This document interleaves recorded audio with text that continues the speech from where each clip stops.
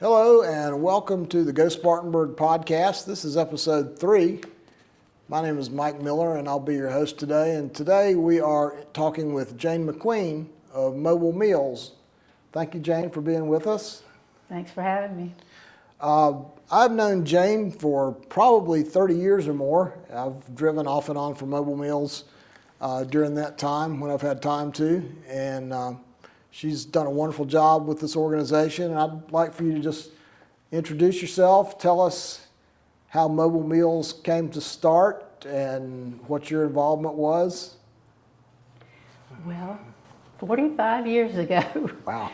the years do click past. I am Jayne McQueen, and 45 years ago, the Spartanburg County Health Planning Commission, led by Erwin Fromm, I call him our Papa of Mobile Meals, had a survey about what were the needs for seniors in Spartanburg County, and overwhelmingly a Meals on Wheels program led the ticket. And so my husband happened to be on that board of directors and came home and was telling me about it. I had started a very small program at First Pres out of a mission season. We were serving about 11 people. And so eventually they came to me from the Health Planning Commission and asked me if I would be willing to start a countywide program. And I'd been a school teacher when Art was in law school and blessed to be a home mother at that time. And it just, I think back and I never remember being overwhelmed. It's just like, I don't know how to do that, but here goes. So but with a lot of help. Over the years, I've gotten much too much credit because we've had fabulous staff and incredible volunteers. But this is a Christ-centered ministry. We're based on our Judeo-Christian roots. We're very bold about that. Our mission statement 45 years ago, or probably more like 44 years ago before the brand new board got around to forming a mission statement, is still the same today, and that is to glorify God by providing nutritious meals, services, and fellowship to the frail and homebound Spartanburg County, from one end to the other. And I guess at that point I didn't realize how big a county this was. But God has led the charge. I can remember a precious lady named Al Brown calling me from StarTex. She was retired from the mill, and she said, "I want you to feed my people in StarTex." I said, "Let's do it." So I would drive to StarTex and pick up Al, and she would show me how to get these around to these homes that she knew about, and the referrals we started getting when the word was out. We're now serving in the StarTex Welford Duncan Lyman area. And she was helping us with fundraising too. I mean, we'd pull it. She said, "Stop at that station right there." So obediently, I certainly would. And the fellow would come out to the car and I would say, "Give me $10. $10? "Yes, we're going to do Meals on Wheels here and we need money." And they all did it. So Al was one of our early on fundraisers, but precious memories. The same thing in Chesney with Virginia Cash. She called me and she said, "Could we get it started up here?" I said, "Could you help me?" So there was somebody like that in almost every community, Ms. Babb and Inman, and just so many people, not me, but came forward and said, "Let's feed the people in Cowpens or Woodruff or wherever." And they were a huge help doing that because I didn't know my way around then. But you learn pretty quickly. For sure. I know I've driven various routes over the years and it's taken me to parts of Spartanburg County I didn't know existed at times. So, Yes. So you went from 11 people and now you have, 1,500 or so? How many are We you delivering probably every day? have 1,300 or 1,400 active files right now, but on any given day we might have 100, 150 in the hospital or at their doctor or whatever. So, right now we're probably serving in the neighborhood of 1,200 a day a meal, but like I said, we have more active files than that. So how did you go about going from 11 people to what we are now? Obviously, it wasn't all at once. So what were the steps involved? You said you just added kind of different parts of the county, sort of Right. one at a time? Or? Yes, in the Spartanburg area, the first place, I was by myself for 3 years. Oh, wow. So a little bit like the one-armed wallpaper hanger, but didn't know any better, so it worked because of volunteers. But first 2 years I bought food at the hospitals, and my office was in the Perrin Law Firm where my husband was working at the time. And when he moved, we moved with him to his Alabama Street office. And after 2 years, I approached First Presbyterian Church, which was our church at the time, and asked them if we could utilize their kitchen and move our operations really to First Pres. And they've been incredibly generous to us ever since. That was 1979. And they're still providing our home for us. Now, we rent this facility, but they only charge $1 a year. Wow. So it's incredible rent. And this is not a First Pres ministry. They're just very generous to the community. It's a community ministry. So, and we receive no government money. So a lot of people, that resonates well with them. They like to support something that all the money is raised in the Spartanburg area to feed people in the Spartanburg County area. So you started off, were you doing all the cooking and everything yourself? No, remember the first 2 years I bought the food at the hospital. Okay. And then when we moved to First Pres for my last year, I said I was by myself. Well, that's not totally true, because Margaret Shands and her sister-in-law and her niece came to work for me to do the cooking in the kitchen that no longer exists at First Pres. That was the first home there. And then they built the Family Life Center, and we shared the kitchen with First Pres, which meant we needed to be out around 9:30 in the morning because they used the kitchen for the church. And that was quite a challenge, but it all just seemed to work. And then we moved in this facility with a 5,000 square feet kitchen. You know, people say, how did you do it in the smaller facility? Well, you one day at a time, you don't know any better. And it worked well for us. But now we're in this, and we do all the repairs inside, and shortly we will be doing the entire facility. So we're very grateful for the support of the community and First Pres. Wow, that's impressive. So you're cooking 1,300 meals a day. How many people does it take to cook that much food, and what time do they have to start in the mornings? That's a great story. Right now we have 6 on our kitchen staff, and they come in at 4 in the morning. Our head chef comes in at 3, I'm told, even though he doesn't have to. He lives in Greenville. He's just that committee, Chaz Eslick, to what needs to be done, and the excellence in preparing the meals with enough protein and a varied diet. So they come in at basically 4, and then they work 8 hours. And part of it at the end is prepping some for the next day. The food's quite good. So we're very proud of the hard work they do.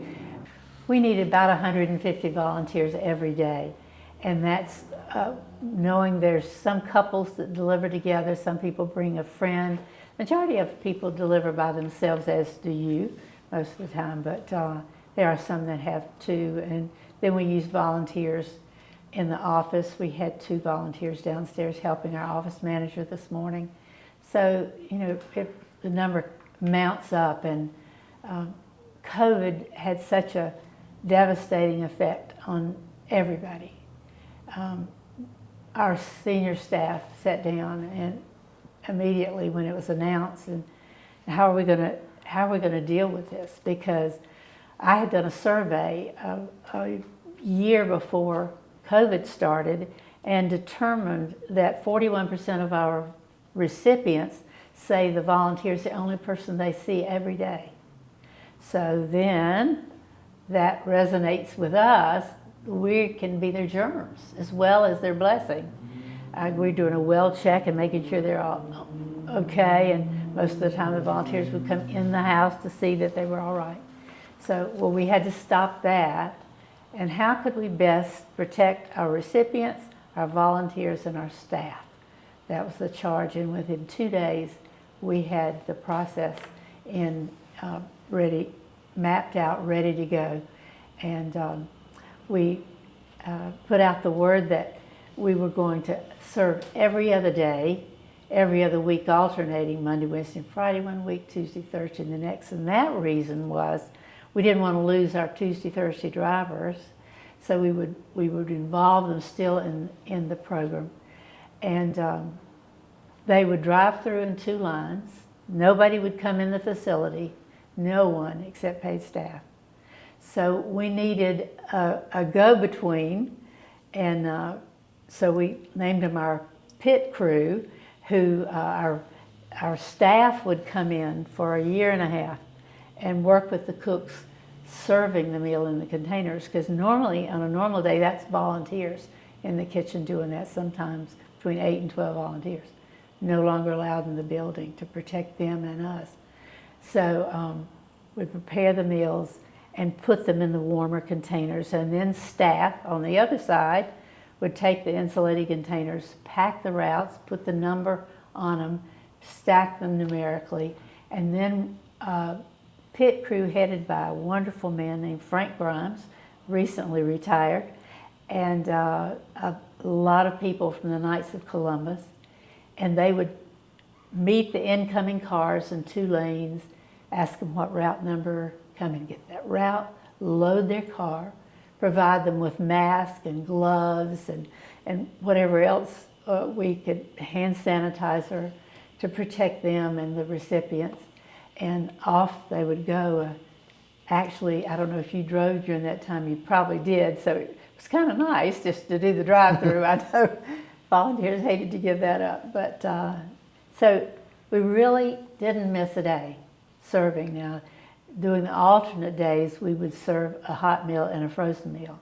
And then 2 days later, we would do the same again. And on those non-serving days, our cooks in the kitchen prepared a regular diet that they had, anticipated, and then they froze those meals. So did you have the freezer capacity for that, or did Absolutely. you have to add some? Yep. Okay. We do. There's so much God foresight in this ministry as it's grown and in this very facility. I remember walking in that kitchen, and the kitchen designer was the gentleman from Columbia working with the architects, and he said, well, we've designed this kitchen for your future. Oh, good. How's that? And he said, well, you could do 5,000 meals in here at one time. And I said, do what?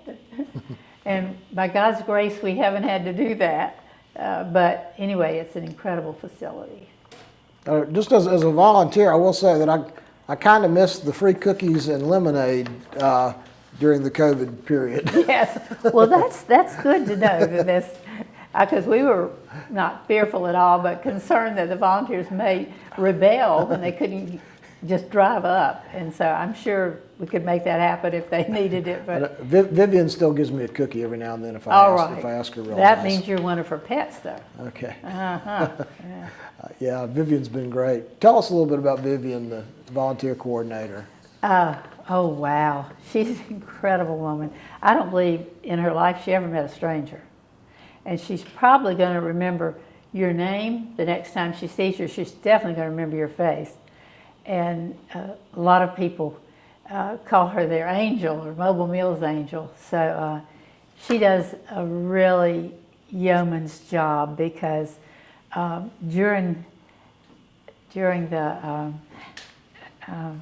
COVID isolation and so forth, we lost 60% of our volunteers. 60%? 60%. Whoa, I did not know that. And that's huge. So then we were able to get some new drivers, like New Spring began to provide some volunteers for us, and it was new for that church. So they've become wonderfully active with us now. So some of those good surprises came along, but Vivian's had to bear the brunt of that. And even last week, when she was, or initially working on the next newsletter, but also getting me the facts I wanted to know. What are your needs now? Every week, where are your missing drivers on a permanent basis? And like every Wednesday, she needs at least 14 subs. And that doesn't include if you and I are regular drivers and you need to be just off that day. So I know a couple of weeks ago I said, just for interest, how many subs do you need tomorrow? She said, 22. That's a lot of people. So we still need volunteers, and I've had over my 45 years, and it still continues. So many people, dear friends that have now retired and maybe retired recently, said, I think I'd like to do that. And they come up to me and said, why did I not do this earlier? Well, beats me, but we're so glad to have you now, because most people think, well, I really need to do that to help people. And you go home and realize that you got the blessing that day. And I know you experienced that so many times. Yeah, I know it is nice that sometimes when you think about it, you might be the only person that meal recipient sees all day long. Exactly. And we do find them in the floor. We find them acting strangely. We do on everyone before we serve them, or along the time we serve them. After we do a personal screening, we'll contact their physician and say, does this person need meals? How long do you think they need? What diet do they need? So if, Mike, if you were delivering your route and you called in and said, Jayne wasn't at home today, or Jayne was at home, but she just acted differently. I'm concerned about it. So we have in our database emergency numbers, the physician's number, their hospitals and so forth, and our office staff and volunteers do a daily check. Everybody that called in and said they can't find somebody at home, we go through a process. Ultimately, next to the last thing we do is call the hospital to see if they've been admitted. And the last thing we do, if nothing turns up, we dispatch. We call the city or the county police and dispatch. I'll tell you a story. That happened to me 2 weeks ago. Oh, wow. Recently? Well, it was fun. It was kind of funny in the end, but I was delivering out in the Glendale area, and the gentleman, I could see him. He was sitting in his chair. The door was locked, and I beat on the door, and I beat on the door, and I pounded on the window, and I called him on the phone, and he was not moving a muscle. Oh, no. So I called Vivian. I said, well, what should I do? And we finally agreed I probably should call 911. So we called 911, and they got there within 5 minutes, and right about the time they got there, he woke up. Oh, gosh. Well, you know. So he was just sleeping really hard that day. So all's well it turned out fine, but it was a little bit scary. Well, another thing about volunteers, Mike, that we have about 46 businesses and civic clubs that deliver. Several of the local banks, the Spartanburg and the Middle Tiger Lions clubs, and North Spartanburg Rotary, West Spartanburg Rotary, and just like Hodge Carpet. Jamie is our incoming board chair next year, and he and his Hodge Carpet have delivered meals for over 20 years. I think it's about 25. So his business is very committed, and we have a number of businesses that are. So it's a very simple process for a business to do it. And a lot of them share back with us how much it's meant to them, because they felt isolated from community service for many years because of the business. And this allows them to get out for an hour. And most of the routes can be done in an hour, max hour and a half, unless they send you to the hinterlands, which Mike may have had the good fortune. And so anyway, that's an option for some people to think about their company business. I've been on Route 2 for quite some time, and Route 2 used to be quite extensive, like 19 people. And then they cut it in half, which was a good thing. And then half the people who were on my half dropped out for one reason or another. So I'm down to 4 or 5 stops. Oh, goodness. So what used to take an hour and a half only takes me about 25 minutes now. So I'm not complaining. Right, it'll change. So I'm Just sure it'll hang change. on. So if somebody listening to this knows of a person that might need to receive mobile meals, what's the process for them to apply and to get on the list? Just call Mobile Meals, 573-7684. It's listed under Meals on Wheels, I think also in the book, but our legal name is Mobile Meals Service of Spartanburg County. And but Mobile Meals will get you there, or go to the website. Of course, all the buttons and all the numbers are there to facilitate that. But we've never needed you more at Mobile Meals than we need volunteers right now. We are so grateful that the community continued to support Mobile Meals financially through COVID. We got lots of gifts that people would say, oh, never had given us money before, but we have heard, and we're so impressed that you continue to provide service, you continue to feed the people that need it, and so we wanted to give you some. So we were able to finish COVID in the black, which was huge. Some people doubted we would. I think it's a waste of time to worry or doubt. Just trust the Lord, it's His anyway. Yeah, so speaking of fundraising and budgets, obviously it takes a huge amount of money to run an organization like this. I know you have several big fundraisers during the year. Why don't you tell us about your fundraising efforts? Well, we do, and our fundraising events are huge, and they spread out through the year.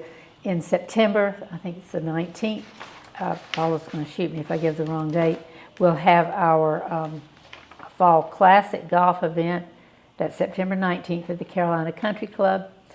We'll have Girls' Night Out at Indigo Hall, which is a great fun night on October 18th, and that's going to be a great Gadsby evening, mainly for girls, but we have some guys that come, but we usually put them to work. Our Land Cruise at Memorial Auditorium is a big event for us, and this coming March, on the 10th of March, we're going to cruise via the auditorium to Spain. So that should be a fun evening. And then our largest event comes in May, and it's the International Challenge Cup, the Ben Wright International Challenge Cup, and that will be held next year on May 5th. And this year, I still live by school years, but this past ICC, we call it International Challenge Cup, raised over $400,000 for us. So that's a huge event, and we're so excited. The Greek Festival will be the 16th through the 19th or 18th. And once again, for the third year, all the tips will come to Mobile Meals. And I think last year that was like $7,000 or $8,000. Okay. So don't miss that wonderful Greek food, and it's going to help Mobile Meals as well. They're actually my next guests on the podcast. Oh, good. So I'm interviewing them later this week. Tell them that Mobile Meals is one of their biggest advocates, because we think they're wonderful. Do you mind sharing what your annual budget is? No, this coming year, we're now in the new year that started July 1st, and it's about $2.3 million. That's a lot of money. It's a lot of money to raise every right year. here in Spartanburg County, but we're very blessed to get a lot of memorials and tribute gifts. Like annually, it raises about $200,000 to $250,000 of our budget, and we have some wonderful folks that anytime they have a memorial to send, they remember Mobile Meals, which is huge. And we're always concerned about planned giving, and we're very grateful when anyone includes us in their will or estate planning. Okay, but don't be in a hurry for that. No, volunteer first. So as far as, are there any future plans or anything we should know about? Let me ask you this. Are you ever going to retire? I am the white elephant in the room a lot of times. I realize that. I've been here 45 years. I'm 79 years old. And Oh, wow. I'm very grateful for that. You do not look 79 years The old. bad news is I don't act it. But my husband is 80, and he still practices law every day. And we've decided someday we'll retire together, but God hasn't told me that the time is right yet, but he will. Wow. And in the meantime, he will send the person here of his choosing to fill the bill, and it'll only be better. That's my dream, that everything will improve. Okay. So if folks want to get more information, donate money, anything, your website is mobile-meals.org, right? That's exactly right. Okay. Before we could get to them 40-some years ago, somebody already had mobile meals. So we had to enter the dash, and that's okay. We dash around a lot anyway. Okay. All right. Well, thank you so much, Jayne. Thank you. I know that your organization has been really quite a blessing for the people of Spartanburg. Well, And thank you. I know So there's a many lot of blessings. people out there that rely on you. Thank you. So that'll do it for today. Thank you for being with us.